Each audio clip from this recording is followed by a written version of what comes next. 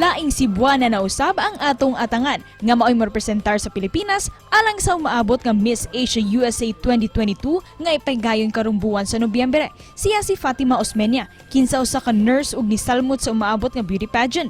Lakip siyang gipahingusgan nga advokasya mao ang mental health ingon man ang marine life sa Pilipinas. Karong buntaga ato siyang ilaylahon ug suportahan ang iyang pagdala sa pangan sa Pilipinas sa naisgutang beauty pageant dinhi lang sa GMA Regional TV Live.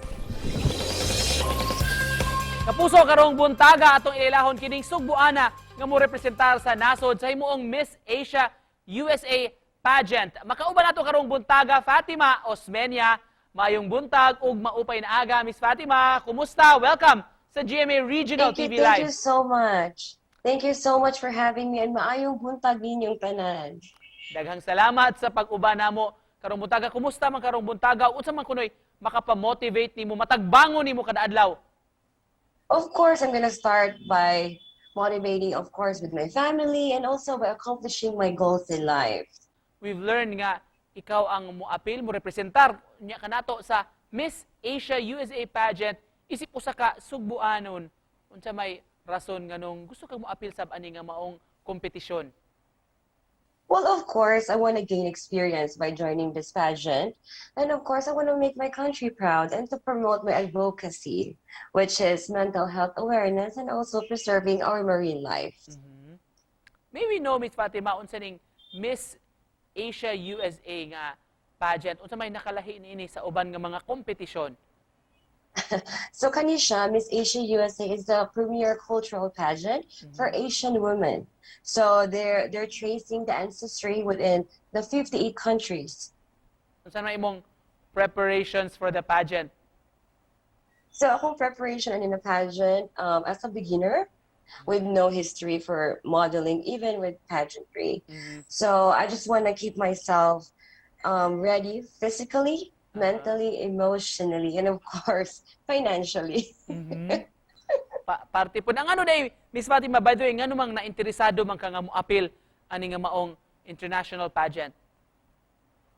Of course, Filipina, I wanna bring our culture and trait internationally kung unsa gyud ta. Isip usa ka Pinay o usa ka Cebuana, how do you think would you stand out against sa imong mga Asian competitors unya? Of course, being Cebuana, we're known for being strong and very empowered. Yes, and we're very, very easy to communicate to other people also. Matag, Diba? you were saying kaganiha, pahapyaw na tuon sa imong advocacy, nga buti mong i-promote kay, as we all know, kasagaran sa atong mga beauty pageants, doon na mga advocacies gyud kanya-kanya nga mga kausa sa mga kandidata. Can you explain yours o nganong mental health man ang buot nimong tutukan?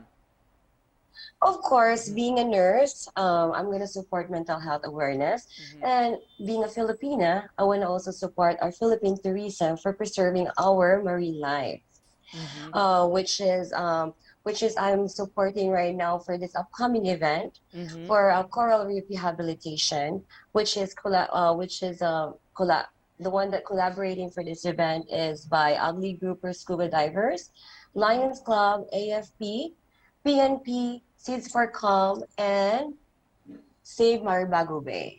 Can you invite, Miss Fatima, sa atong mga viewers, mga nagtanaw karon, mga mo-support nimo ani nga pageant ug asa man kanila pwede makit-an ang Miss Asia USA? You guys can follow us in our social media, which is the Miss Asia USA. I am not really certain yet for the details for that upcoming event because it's gonna be coming soon. Most probably by next month. So I'll keep you guys posted. Just to close this conversation this morning, message nimo sa atong mga viewers, basig doon na kay words of inspiration nga buot sa ipahatag sa atong mga kapuso. Of course, my inspiration for everyone, just keep smiling, be positive, and always have faith in God. Laban. All right. Laban lang yun ta sa tanan nga mga challenges nga atong giatubang karon, di ba? Yes. Thank you so much for joining us. Pampa Good Vibes this morning. Mga kapuso, nurse o beauty pageant contestant sa umaabot Miss Asia USA. Daghang kayong salamat. Miss Fatima Osmeña. Thank you so much. Thank you so much. Thank you.